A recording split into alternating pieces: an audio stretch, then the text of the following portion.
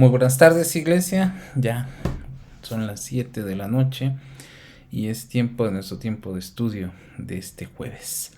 Bueno, pues seguimos estudiando lo que son los esenciales de la Iglesia del Nazareno, en los cuales, bueno, es importante conocer. Ya conocimos qué es la iglesia, de dónde viene, cómo surgió, quién fue nuestro fundador, de dónde precisamente llegó la Iglesia del Nazareno a México.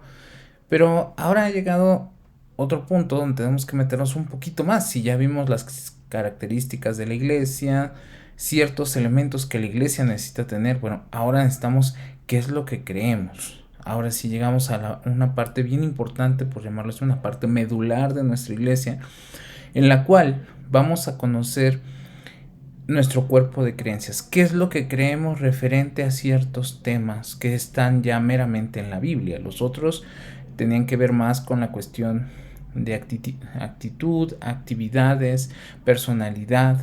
Pero ahora, al hablar de nuestra doctrina, nosotros tenemos que tener bien claro qué es lo que creemos, qué es lo que nos hace diferente de otras denominaciones, de otros grupos religiosos, de otras congregaciones.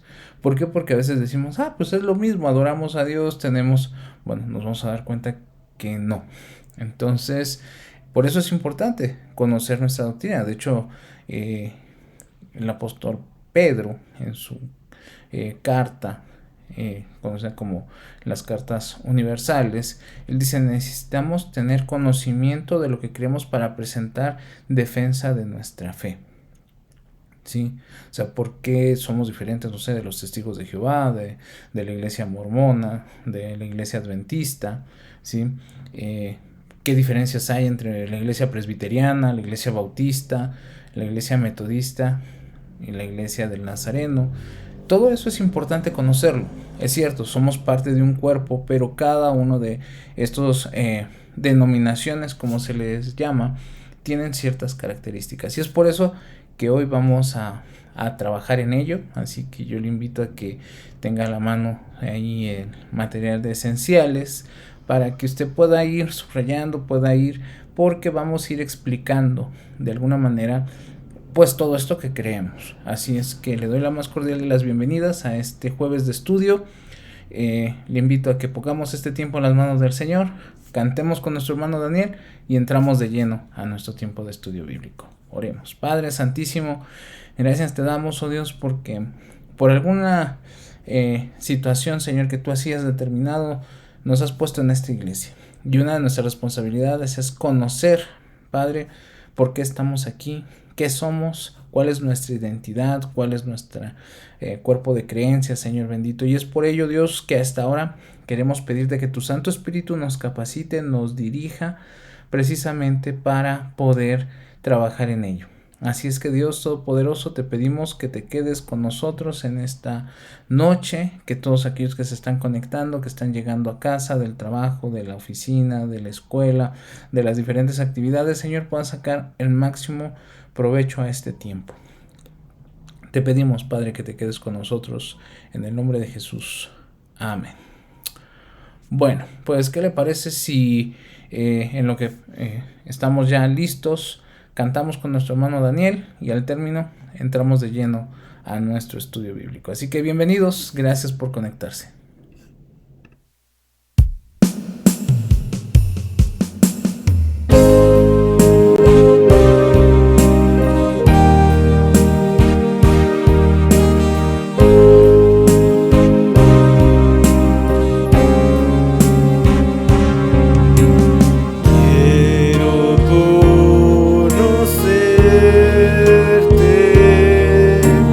Cada día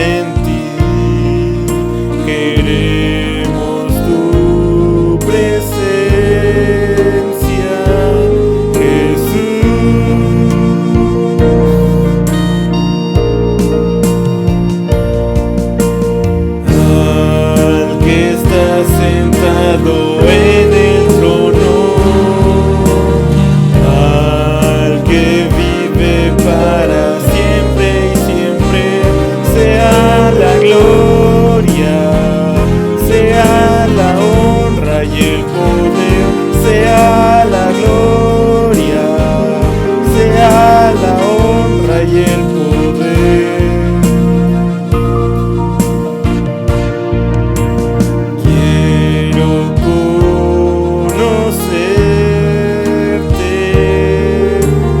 cada día más a ti, entrar en tu presencia y adorar.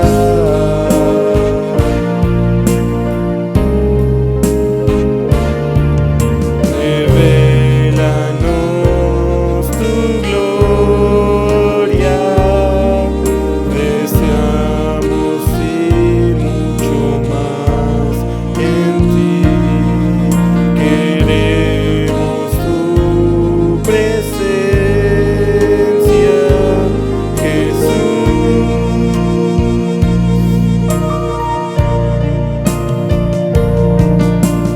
Al que está sentado en el trono, al que vive para siempre y siempre, sea la gloria, sea la honra y el poder, sea la gloria, sea la honra y el poder. Al que está sentado en el trono, al que vive para siempre y siempre, sea la gloria, sea la honra y el poder, sea la gloria, sea la honra y el poder, sea la gloria, sea la honra y el poder, sea la gloria, sea la honra y el poder.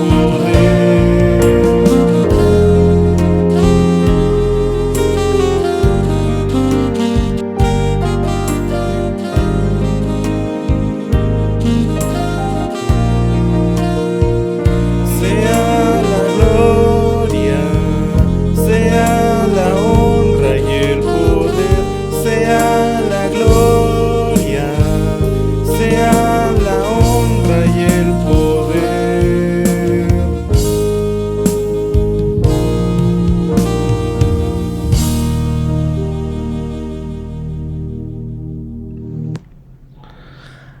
Al que está sentado en el trono.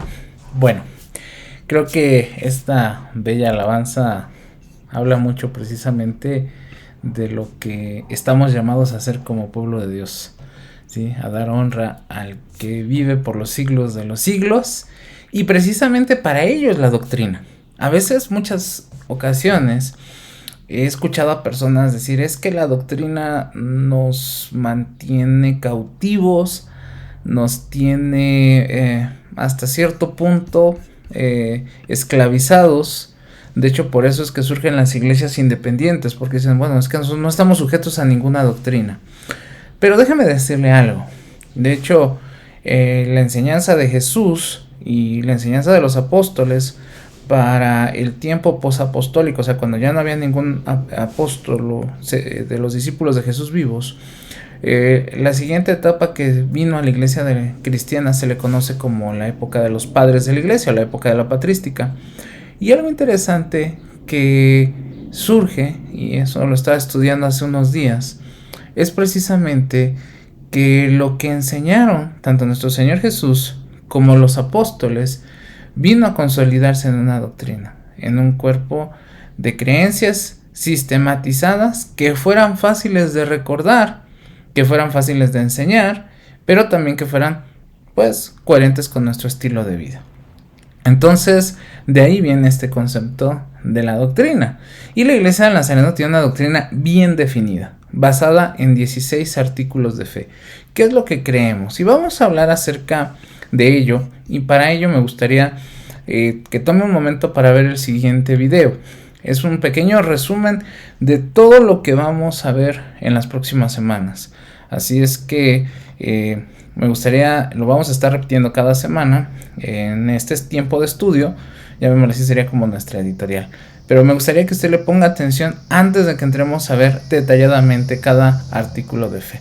Entonces vamos a mirar este video, preste mucha atención y vamos a tratar de aprender lo más posible para poderlo poner en práctica en nuestra vida.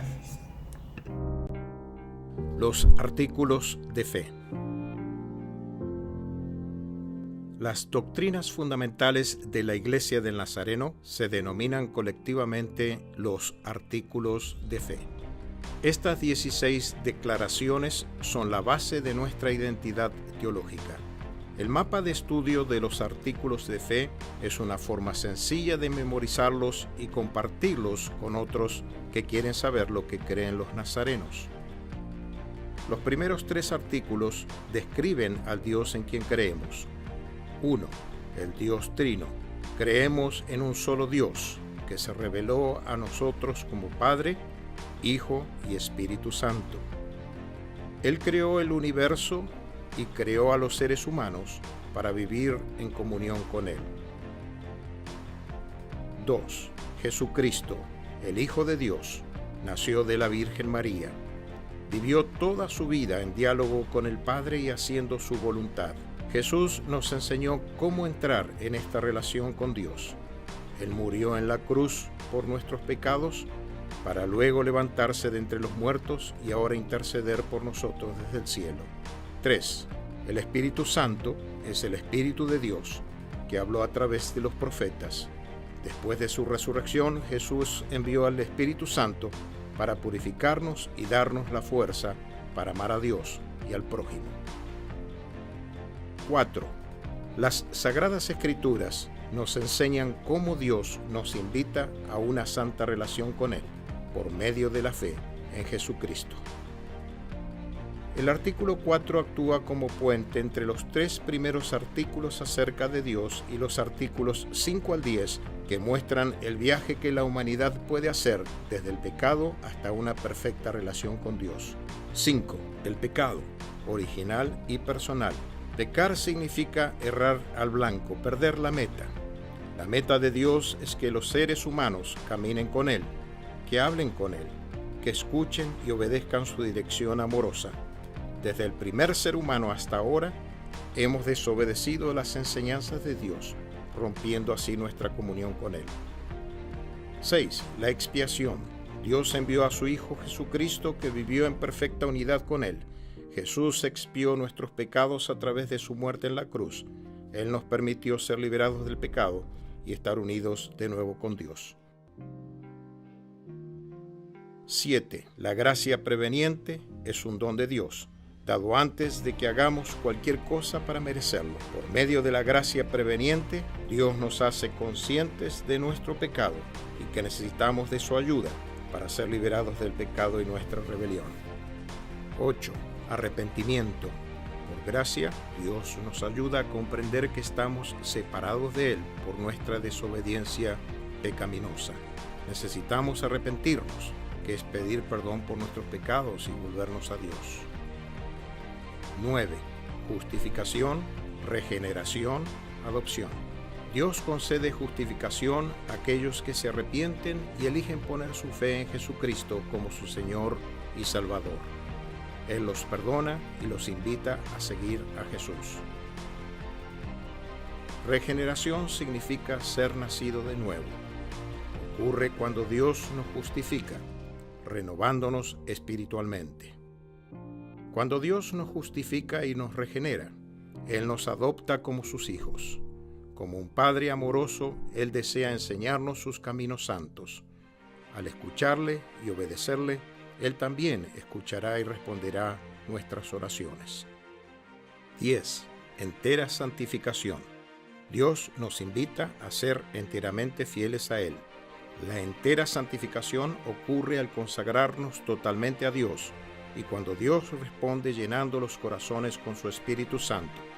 El Espíritu Santo entonces capacita para no pecar y para amar a Dios con todo nuestro corazón, mente y espíritu y amar al prójimo como a nosotros mismos. Los artículos 11 al 14 describen la Iglesia y 3 expresiones de fe. 11. La Iglesia es la comunidad de creyentes que confiesa a Jesucristo como su Salvador. La Iglesia está diseñada por Jesús para dar testimonio del amor de Dios a este mundo. Por el poder del Espíritu Santo, estamos invitados a expresar este amor a través del evangelismo, el discipulado y los actos de misericordia. 12. Bautismo. Jesucristo nos ordenó bautizar a los creyentes como una declaración pública de su fe en Él como Señor y Salvador personal. 13. La Cena del Señor es celebrada por los cristianos para proclamar la muerte y resurrección de nuestro Señor Jesucristo, así como su presencia permanente en la Iglesia, que es el cuerpo de Cristo. 14. Sanidad divina. La Biblia atestigua del poder de Dios para sanar a la gente de la enfermedad en respuesta a la oración, ya sea a través de la medicina o de otras formas milagrosas. Los 2 últimos artículos mencionan el regreso de Cristo y nuestro destino final. 15. La segunda venida de Cristo. Como nos prometió en el Evangelio, Jesucristo volverá otra vez. 16. Resurrección, juicio y destino final. Cuando Jesús regrese, habrá una resurrección de todas las personas que han muerto, seguida por el juicio de cada ser humano. Luego nos dirigiremos a nuestro destino final, el infierno para los impenitentes o la vida eterna para aquellos que creyeron y siguieron a Jesús.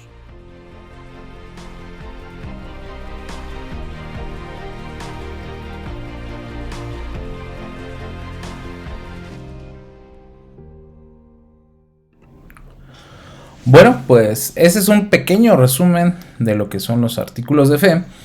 Y bueno, vamos a entrar ya de lleno a nuestro estudio de este jueves. Bueno, ya vimos detalladamente cada uno de estos artículos. Aquí está una pequeña tabla donde comenzamos con el Dios Trino, Jesucristo, el Espíritu Santo, las Sagradas Escrituras, el pecado original y personal, que será hasta donde llegaremos el día de hoy, para después pasar a la expiación, la gracia preveniente, el arrepentimiento, la justificación, la regeneración, la adopción. Posteriormente vamos a mirar lo que es la santidad cristiana y la entera santificación, la iglesia, el bautismo, la sanidad divina, la Santa Cena, la segunda venida de Cristo, la resurrección y el juicio final.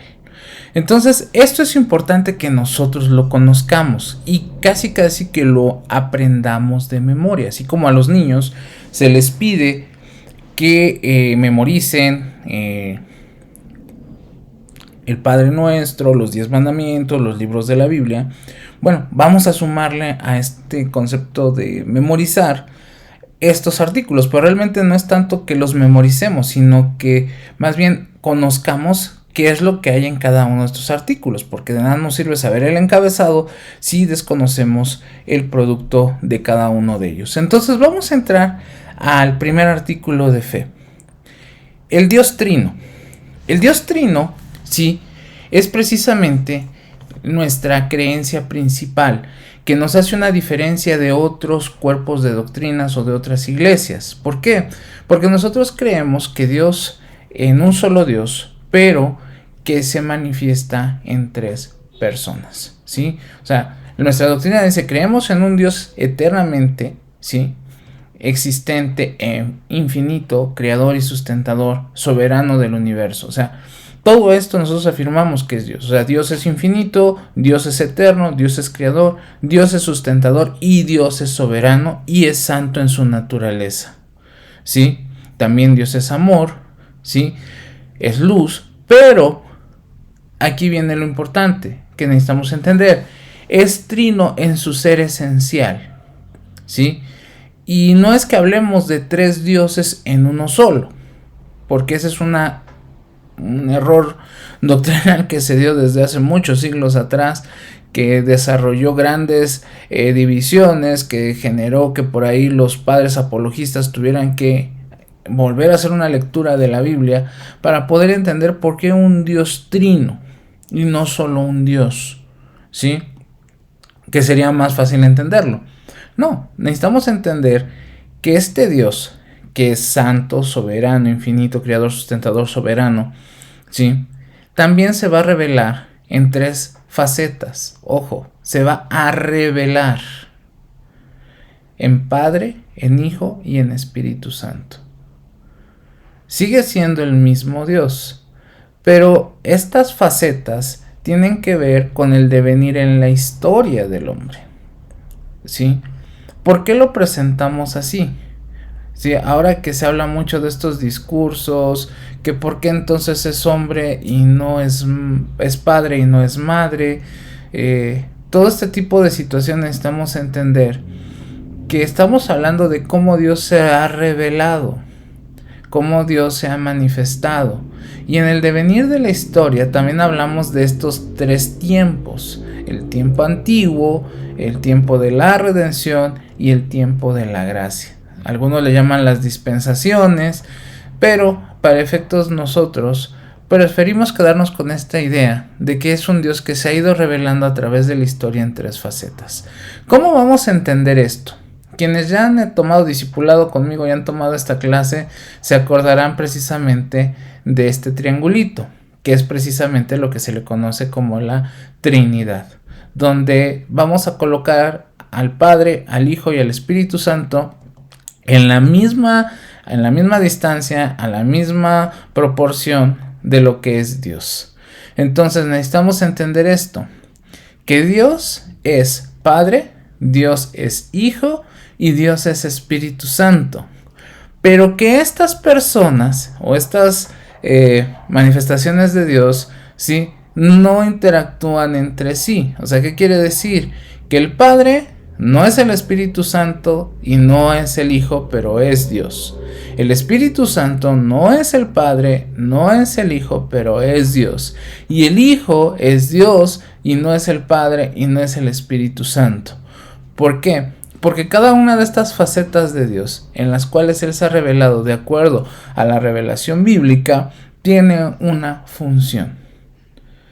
Por eso es que decimos que es más fácil entender un Dios que se revela bajo un rol de Padre, bajo un rol de Hijo y bajo un rol de Espíritu Santo.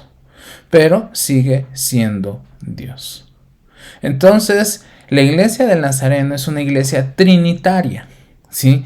Porque hay algunas iglesias que dicen, pues nosotros solo nos quedamos con el Padre, como aquellos que comparten las ideas hebraicas, judaicas, que dicen, no, solo el Padre, ¿no?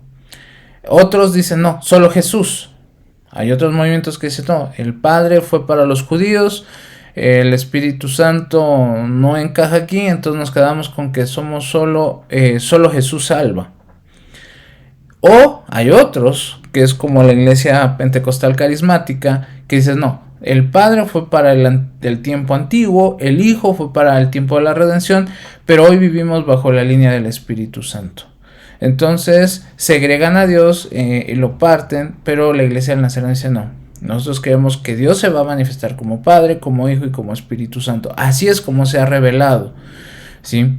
Y que cada una de esas revelaciones tiene que ver con un momento de la historia, que tiene también que ver con la historia de la redención y de la salvación. Entonces, nosotros somos una iglesia trinitaria, porque creemos en Dios como Padre, como Hijo y como Espíritu Santo. Entonces, esto es bien importante. ¿Por qué? Porque creemos que las 3 personas de la Trinidad, ¿sí?, son Dios. Y vamos a explicarlo a detalle, porque hay un segundo artículo de fe que nos va a hablar específicamente de por qué creemos en la persona de Dios como Jesucristo. Y creemos en Jesucristo como la segunda persona de la Divina Trinidad, ¿sí?, que es eternalmente uno con el Padre, que se encarnó por la obra del Espíritu Santo, que vino al mundo a través de un nacimiento virginal por medio de la Virgen María, de manera que las 2 naturalezas enteras y perfectas, es decir, la de Dios y la humana, están unidas en una misma persona, que Jesús es verdadero hombre y verdadero Dios, o como lo define la teología, el Dios hombre. Y esto es bien importante poderlo entender. ¿Por qué?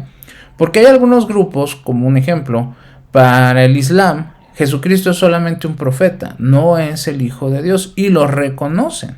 De hecho, es interesante ahora que he estado estudiando un poquito más acerca de este movimiento. O sea, ellos reconocen a Jesús precisamente, pero como un profeta.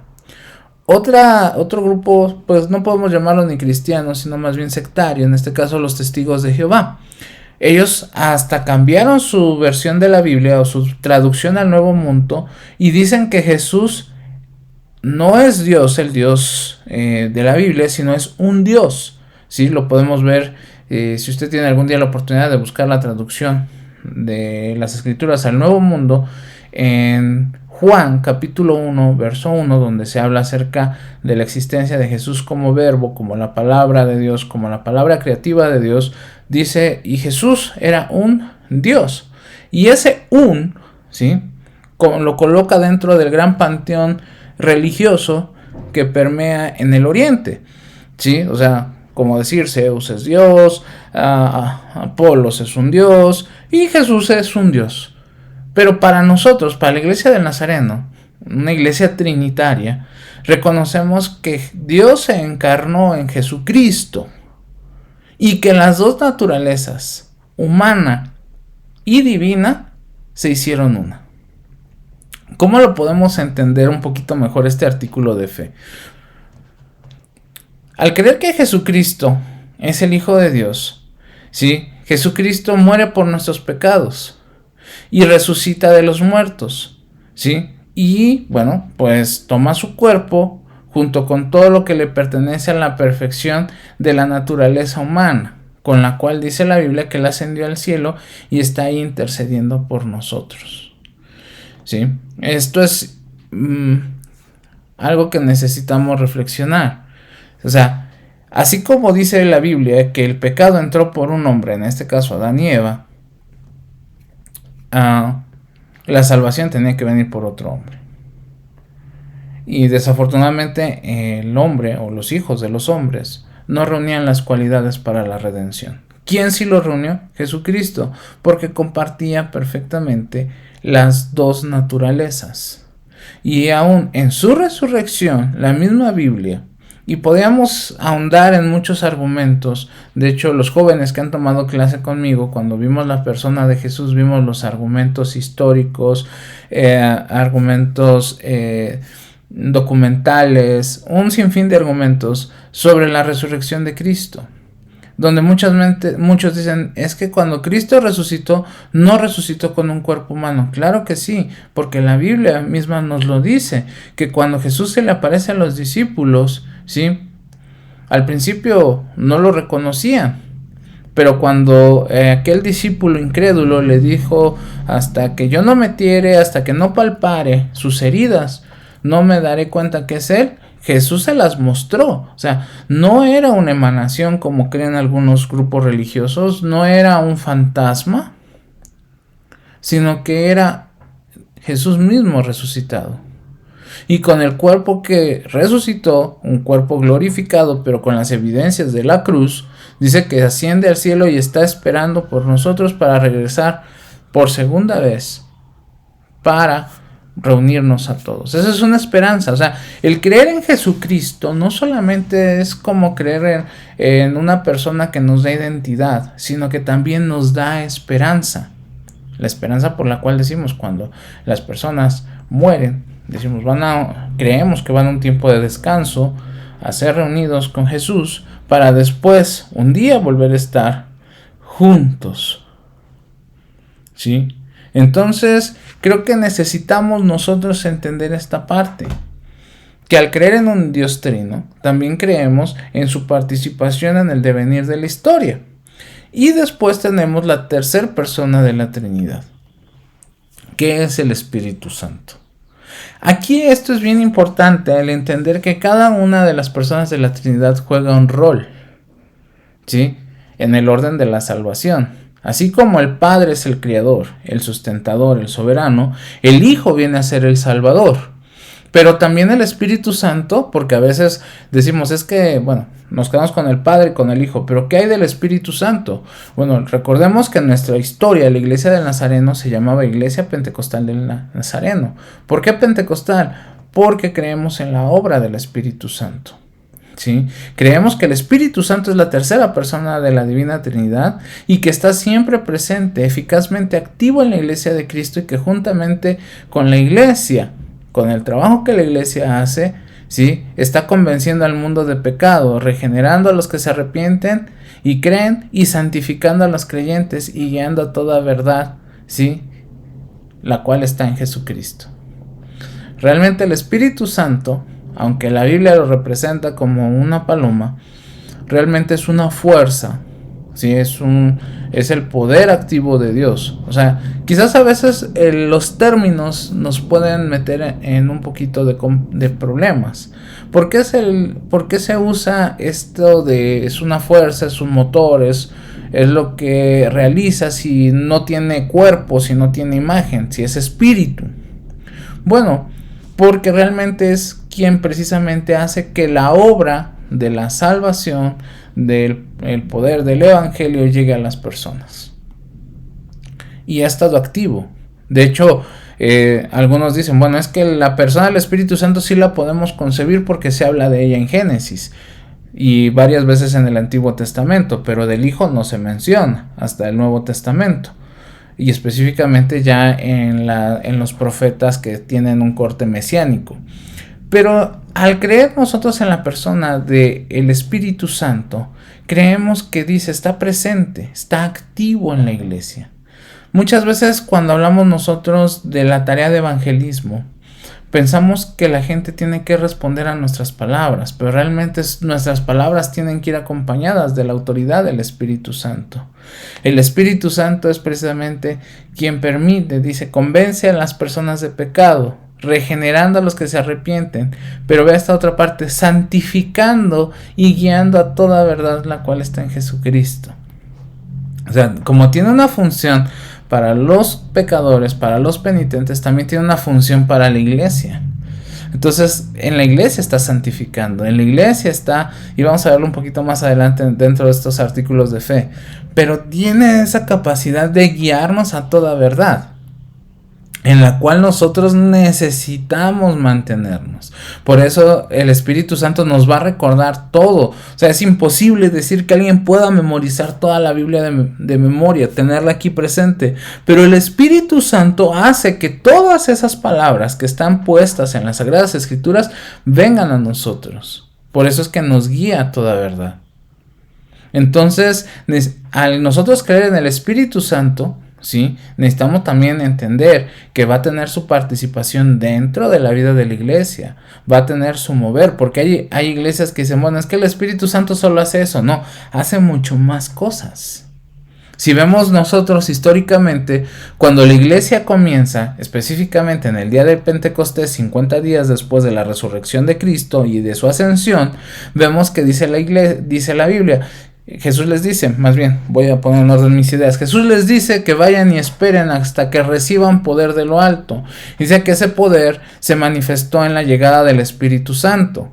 Muchos le ponen énfasis en que fueron las llamas, el viento, el fuego, las lenguas, pero realmente es esa llenura que da el Espíritu Santo, porque dice que a partir de que recibieron el Espíritu Santo, no solamente se quedaron con que todo se llenó de la presencia del Señor, sino que empezaron a predicar, empezaron a sanar enfermos, empezaron a resucitar muertos, empezaron a hacer toda una serie de cambios y de transformación cuando Jesús ya no estaba.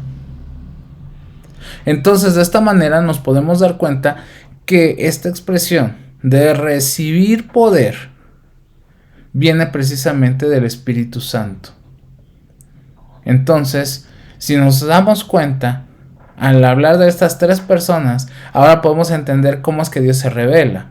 Dios se revela en su soberanía, Dios se revela en la salvación y Dios se revela en el poder y santidad que da a la iglesia. Por eso es que es más fácil entenderlo en tres representaciones que en una sola. Y no estamos hablando de tres dioses diferentes, seguimos hablando del mismo Dios de amor, del mismo Dios de paz, del mismo Dios y Padre nuestro. Entonces, cuando nosotros como nazarenos sabemos a quién nos debemos, ¿sí? Entonces necesitamos encontrar la guía. Necesitamos tener las pautas. Y las pautas las vamos a encontrar específicamente en las Sagradas Escrituras. ¿Por qué tenemos una Biblia? ¿Por qué usamos la Biblia? Bueno, porque creemos en la inspiración plenaria de las Sagradas Escrituras, por las cuales aceptamos los 66 libros del Antiguo y Nuevo Testamento, dados por revelación divina, infalible a la voluntad de Dios respecto a nosotros. Y ojo, esto es importante y lo he dicho muchas veces, porque en la Biblia vamos a encontrar todo lo necesario para nuestra salvación, de manera que no se debe de imponer como artículo de fe ninguna enseñanza que no esté en ellas. Esto es bien importante. La Iglesia del Nazareno por mucho tiempo ha sido cuestionada y criticada por algunos movimientos religiosos, principalmente por los nuevos movimientos. La Iglesia Pentecostal, la Iglesia Carismática, porque dicen que nosotros tenemos un manual y ese manual lo ponemos por encima de la Biblia. Déjame decirle que no es cierto. Esta es una gran falacia. El manual de la Iglesia del Nazareno, y aquí este artículo lo dice, primeramente está la Biblia. Todo lo que está dentro de nuestro manual, dentro y de nuestro cuerpo de reglas, de creencias, todas parten de la Biblia. Ninguna de ellas está sin sustento bíblico. Pero muchas veces, en ocasiones, preferimos nosotros irnos con lo que dice la gente. O sea, no podemos nosotros, y aquí el mismo manual en este artículo de fe lo recalca, no se puede poner como artículo de fe ninguna enseñanza que no esté en las Escrituras.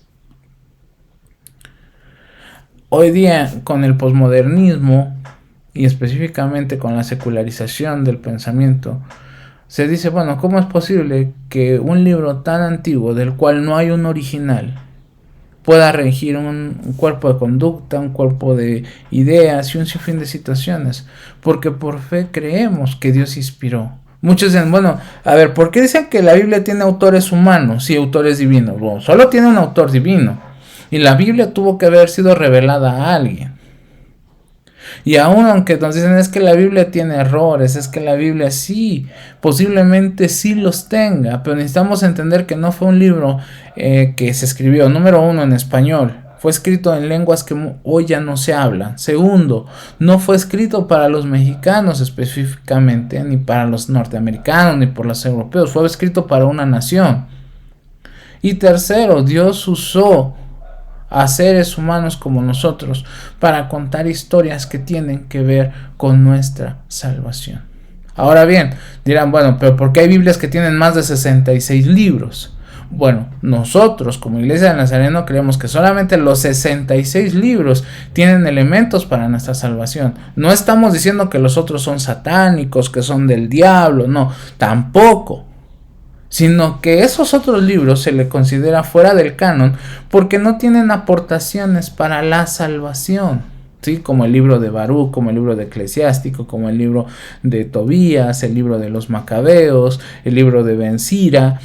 Todos esos libros, y podría yo mencionarle muchísimos. De hecho, en la biblioteca personal que tengo muchos libros que hablan acerca de esa literatura. Imagínense, si estamos hablando solamente del Antiguo Testamento, en el Nuevo Testamento estamos hablando de una cantidad mucho mayor de libros que no fueron considerados escriturales. ¿Por qué? Porque el propósito de la Biblia es es para tener lo necesario para nuestra salvación. Es que la Biblia tiene errores. ¿A la luz de qué? Vamos a poner un ejemplo. Hay quienes llegan con el argumento, es que cuando la Biblia dice que el sol se detuvo, esa es una mentira. Sí. Y yo les digo, ok, tú dices que es una mentira. Ok, vamos a la historia. No vamos a la Biblia todavía. Vamos a la historia. ¿Cuándo se descubrió que la Tierra gira alrededor del Sol y no el Sol alrededor de la Tierra? Siglo XVI. Ese texto fue escrito casi 1200 años más atrás, cuando todo mundo creía que la Tierra era el centro del universo. Ahora, pero no resaltan las virtudes de la Biblia. Por muchos años se creyó que la tierra era plana, cuando el libro de Isaías habla acerca de que la tierra es redonda. Se da cuenta cómo a veces nos vamos solamente con las falacias, con las mentiras, en otras palabras, con una mala apologética bíblica. Entonces, el propósito de la Biblia no es contarnos la historia del pueblo de Israel. Si queremos leer la historia de Israel, vamos a los museos, vamos a los libros. Pero si queremos encontrar la historia de la salvación, vamos a la Biblia. Por eso es que a veces cuando nos sentamos a discutir con ateos, con filósofos, pues nos van a ganar. ¿Por qué? Porque no conocemos nuestra Biblia. ¿Se acuerda cuando estaba la pandemia, que tuvimos el tiempo para estudiar toda la Biblia paso a paso por el Antiguo y el Nuevo Testamento? Bueno, yo le invito a que no haya echado eso en saco roto, porque realmente por eso es que creemos en las Sagradas Escrituras. Exhortamos con la Biblia, levantamos con la Biblia, aconsejamos con la Biblia, ministramos con la Biblia, predicamos las Sagradas Escrituras. ¿Por qué? Porque en ellas está todo lo necesario para nuestra salvación. Y cada uno de estos artículos, si usted puede, yo sé que la letra muy chiquita del manualito que le mandé, pero todos los artículos de fe tienen sustento en la Biblia, y no solo en un solo versículo, en muchos versículos. De hecho, la cantidad de versos es muy larga, por eso no los estoy poniendo aquí, si no nos la pasaríamos citando verso por verso. Ahora bien, una vez que sabemos que tenemos un Dios que podemos ver su manifestación plenaria en las Sagradas Escrituras, las Sagradas Escrituras, para hablarnos de la salvación, nos tienen que hablar de un problema, y el problema se llama pecado. Y este pecado, ¿sí?, tiene dos características. El pecado es original y es personal. Déjenme clarificar estos términos. ¿Por qué pecado original? ¿Acaso hay un pecado pirata? No tiene nada que ver con eso, sino que la palabra original tiene que ver de origen, el pecado de origen, el pecado que tiene su base histórica, y el pecado personal, que tiene que ver precisamente con el pecado que cometemos, que se le conoce como personal o actual. Y no quiere decir que el pecado vaya pasando de moda, sino cuando referimos a pecado actual es al pecado de nuestros actos. Entonces creemos que el pecado entra en el mundo por la desobediencia de nuestros primeros padres. ¿Quiénes son nuestros primeros padres? Adán y Eva. Y que la muerte por el pecado, o sea, cuando hablamos de muerte, pero estamos hablando de muerte espiritual. Creemos que el pecado es de dos clases: original, o una depravación dentro de nosotros, y un pecado actual o personal. ¿Qué es el pecado? ¿Sí? Necesitamos primero tener una clara definición de qué es pecado. ¿Por qué? Porque la Biblia a veces nos va a meter en encrucijadas. Porque dice que está el pecado y están los pecados. Bueno, vamos a ver qué es el pecado. Creemos que el pecado original, o esa propensión o esa depravación que el hombre tiene, es lo que corrompió nuestra naturaleza espiritual. Déjese lo explico de esta manera. Cuando Dios nos creó, cuando Dios nos formó, dice que después de que vio al hombre, sopló en su aliento, en su nariz, aliento de vida, y fue el hombre un ser viviente. ¿Qué significa esto? Que éramos criaturas, al igual que los animales, que las plantas, que toda la creación. Lo único diferente la única diferencia que, de acuerdo al Génesis, el hombre tenía, es que el hombre recibió una vida espiritual. Teníamos vida, pero gracias a que Dios sopla en nosotros aliento de vida, nos volvemos seres espirituales. Entonces, cuando Adán y Eva caen, ¿sí?, al violentar una ley conocida de Dios, ¿sí?, pues a raíz de esa situación, su naturaleza espiritual, o la parte espiritual, queda depravada, o sea, queda anulada, y por ende ese hueco que queda en la vida del hombre lo toma el pecado. Entonces, a raíz de eso, el hombre está muy apartado de la justicia original, o del estado de pureza con el cual fue creado el hombre. Muchos dirán, bueno, pero es que los niños nacen en un estado de pureza. No, nacen en un estado de inocencia. Pero tarde o temprano van a desarrollar esta propensión al mal. ¿Sí? Por eso es que a veces decimos, ay, ¿por qué el niño pega? ¿Por qué el niño? Y no siente nada y hasta se ríen. Y dicen, ay, qué bonito niño nos pegó. ¿Por qué? Porque es parte de cuando se desaparece esa inocencia. No hay pureza. Estamos hablando de inocencia. Pero la inocencia se va a depravar. ¿Por qué? Porque, pues a raíz de lo que cometió Adán y Eva, quedaron en nosotros una propensión a hacer el mal. Por eso se dice, no tenemos vida espiritual y estamos inclinados a hacer el mal de continuo. Pablo lo especifica de una forma más fácil. El mal que no quiero hacer, eso hago. Y el bien que debo hacer, no lo puedo hacer. Y Pablo se puso miserable de mí. Pero no, ¿por qué lo dice él así? Porque es algo propio de nuestra naturaleza. O sea, el hombre se regocija en hacer el mal. Por eso a veces cuando vemos y decimos, ay, cuánta maldad. Esa es nuestra naturaleza. Así fuimos, no fuimos creados, ojo. Porque muchos dicen, es que así fuimos. No. El hombre fue creado en estado de pureza, sino que a raíz de sus decisiones, Adán y Eva no se han venido heredando esa propensión a la maldad. Entonces, además de que creemos que existe un pecado de origen que provoca el pecado actual o el pecado personal, ¿sí? Este va a continuar en la vida del regenerado. O sea, en aquel que ha pedido perdón a Dios por sus pecados, ¿sí? Va a seguir teniendo pecado hasta que el Espíritu Santo lo limpie por completo. Y usted va a decir, ay, pastor, a ver, explíqueme esto. Sí, lo voy a explicar así. Cuando Cristo muere por nosotros, Cristo perdona el resultado de los pecados. O sea, en otras palabras, el sacrificio de Cristo es eficaz para perdonar y quitar la culpabilidad de todo lo que ha generado el pecado. O sea, los pecados, ¿sí?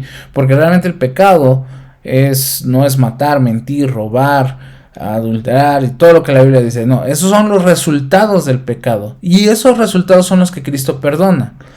Pero la fuente, la raíz del pecado va a desaparecer hasta que seamos limpiados con el bautismo por el Espíritu Santo. Mientras tanto, es cierto, los pecados son perdonados, el acta de decretos que pesaba en nuestra contra ha sido perdonada. Por eso es que Jesús aclara y él lo decía, tus pecados te son perdonados, pero la fuente del pecado no ha sido limpiada hasta que obre el Espíritu Santo en ti. Por eso es que aún creemos que el que ha recibido el perdón de Cristo puede caer de la gracia, puede volver a cometer pecado. Hay quienes dicen, no, es que Cristo ya nos hizo limpios y ya no podemos volver a pecar. No, esa es una mentira. ¿Por qué? Porque la raíz del pecado sigue estando en nosotros. Lo que fue perdonado fue todo lo que eso vino a generar en nuestra vida. Pero hay que quitar la raíz, y la raíz de ese pecado tiene que ser limpiado totalmente o purificado por el poder del Espíritu Santo. Entonces, ¿qué es el pecado? ¿O cómo lo vamos a clasificar? En estas dos formas: el pecado que genera el pecado y el pecado que es resultado del pecado que hay de nosotros. Va a decir, ay, pastor, qué complicado es. Bueno, vamos a ponerlo como lo dice nuestra doctrina: en un pecado de origen y un pecado que es resultado del pecado de origen. ¿Sí? ¿Por qué? Porque el pecado de origen es esa propensión, o sea, es ese deseo de pecar, es ese pecado por el cual nadie es responsable. Bueno, nuestros padres nos hacen responsables hasta que Dios opera divinamente el remedio para que nuestra vida sea perdonada. Por eso es que dice, nadie es responsable, sino que hasta el remedio que Dios ha establecido sea o menospreciado o rechazado. O sea, en otras palabras es esa propensión va a ir descendiendo entre más amemos a Dios, entre más nos consagremos, entre más busquemos la llenura de su Espíritu Santo. Pero esta propensión va a seguir creciendo cuanto despreciemos nosotros la obra de Cristo o simplemente la menospreciemos. Es un tema bastante complejo, bastante largo de entender, pero cuando nosotros logramos comprender esto, nosotros entonces dejamos de estarnos preocupando por el tema del pecado. ¿Por qué? Porque entonces nos vamos a dar cuenta de lo que es realmente cómo se define el pecado, ¿sí? El pecado actual o el pecado producto del pecado de origen se le considera como una violación voluntaria a una ley conocida de Dios cometida por una persona moralmente responsable, ¿sí?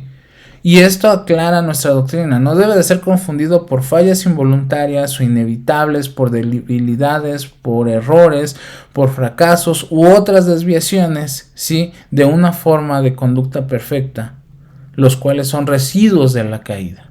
Aquí vamos a poner un ejemplo.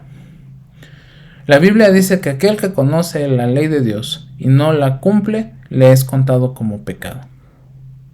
Estamos hablando de alguien que ya fue redimido por la sangre de Cristo. ¿Sí? O sea, es una violación voluntaria a una ley conocida de Dios. Ahora, ¿qué diferencia hay con las faltas involuntarias? ¿Sí? Por eso es que Pablo dice y aclara, para este tipo de situaciones tenemos abogado. Hay quien intercede por nosotros. ¿Sí? O sea, hay situaciones que son producto deliberado de la conducta humana.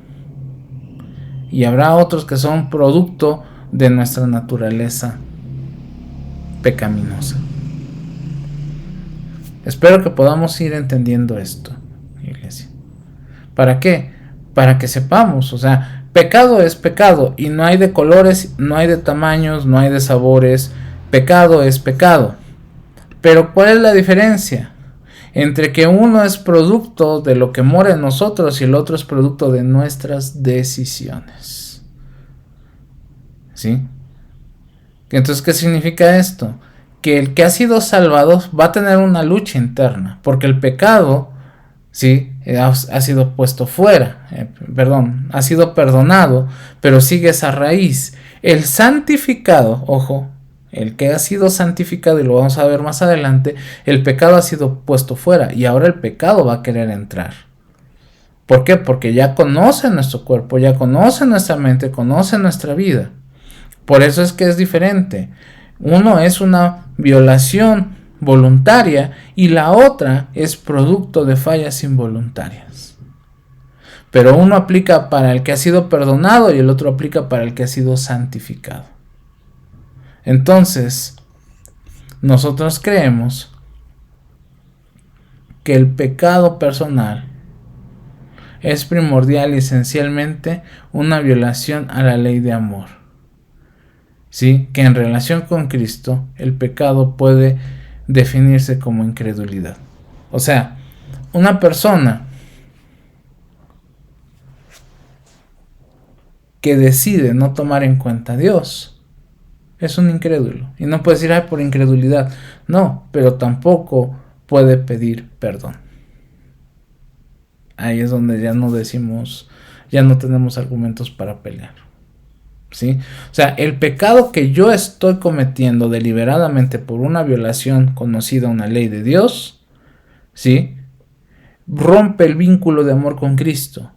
Y yo al cometer pecado estoy diciendo que el sacrificio que Cristo hizo no es eficaz.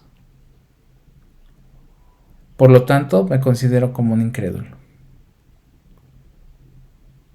Por eso Jesús aclaró, dice, aquel que haga algo contra estos pequeños, mejor le sería atarse al cuello una cuerda de molino, una piedra de molino y tirarse al fondo del mar. O sea, en otras palabras, no tendrías argumentos para decir, Señor, pero ¿por qué tengo esta situación en mi vida? Entonces, cuando nosotros miramos al menos estos primeros 4 artículos de fe, nos damos cuenta de la base y de la necesidad que nosotros tenemos de un Dios. Por eso es que somos iglesia. No es porque seamos un hospital de santos, no somos un museo de santos, sino somos un hospital de pecadores. Y el pecado encuentra su solución en Cristo. Encuentra el remedio al pecado en la obra del Espíritu Santo y encuentra el amor y la bondad en la soberanía de Dios. Entonces, cuando nosotros miramos los artículos de fe de esta manera, ¿sí? Entonces nos vamos dando cuenta que estamos en un camino a la salvación. O sea, ese Dios que siempre ha existido, que ha sido siempre eterno, que siempre existirá, ¿sí? Nos ha dado de su Hijo como sacrificio para nuestra vida, nos da de su Espíritu Santo para purificar nuestra vida, nos da de su palabra en las Sagradas Escrituras, precisamente para que nosotros podamos encontrar todo lo necesario para nuestra salvación. Pero pues también las Sagradas Escrituras, al mostrarnos que necesitamos salvación, pues nos van a mostrar específicamente el problema. Y el problema se llama pecado. Y el pecado tiene dos raíces, una de origen y una actual. Entonces, algunos cristianos dirán, bueno, entonces, ¿cómo definiría el pecado que yo hoy tengo? Bueno, el pecado que nosotros hoy tenemos se llama pecado de origen. Y nosotros tendríamos que ya ver, dice Cristo, crucificado con la carne, con el viejo hombre, con la naturaleza que Cristo llevó a la cruz. Nosotros tenemos ya que estar creciendo en gracia para pedirle al Señor que erradique de nosotros toda raíz de pecado. Se da cuenta que no es solamente el decir, soy parte de una iglesia, sino que la iglesia nos da los elementos necesarios precisamente para poder conocer. O sea, el conocer una doctrina no nos hace más sabios. Ojo, no nos hace con más sabiduría, no nos hace mirar al que no la conoce, mirarlo hacia abajo. No, sino nos hace más responsables de lo que creemos. Por eso es que la Iglesia del Nazareno le da este nombre de artículos de fe.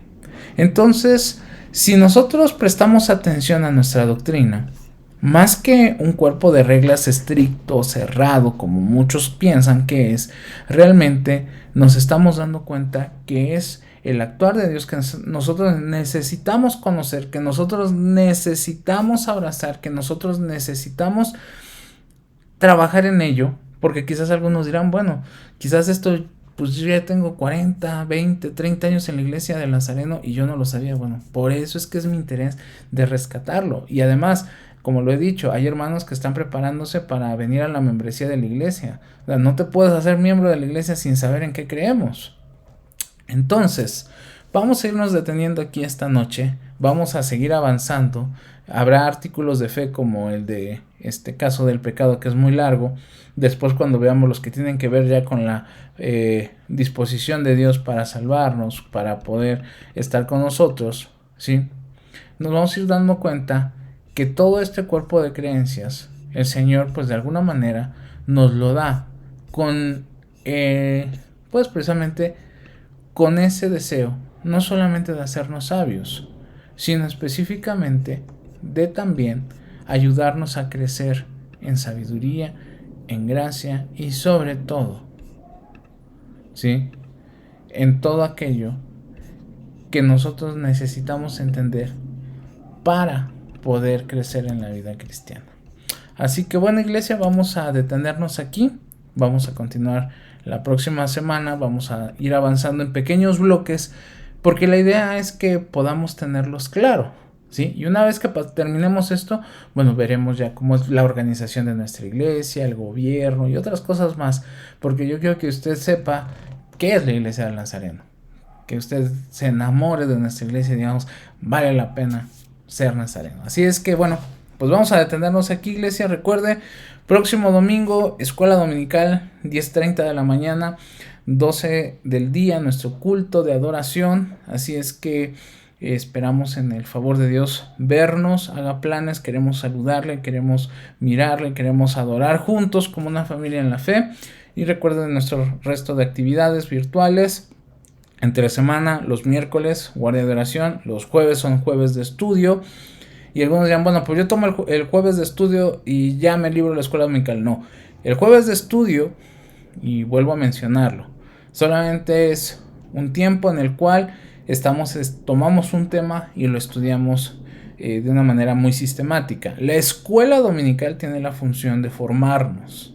Ahí hay un discipulador que está al frente de nosotros, ya sea en la clase de adultos, de jóvenes, de adolescentes, de niños, en la iglesia infantil para los más pequeños, donde hay alguien que está trabajando con nosotros. Así que no diga, bueno, yo ya tomé la clase de los jueves, entonces puedo llegar el domingo a las 12. No, ya tomó la clase de los jueves y puede y debe formar parte de un grupo de discipulado en escuela dominical. Yo le dejo ahí la invitación, está abierta para todos. Que tenga un excelente cierre de semana, una feliz noche. La paz de Dios sea con todos y cada uno de ustedes. Bendiciones.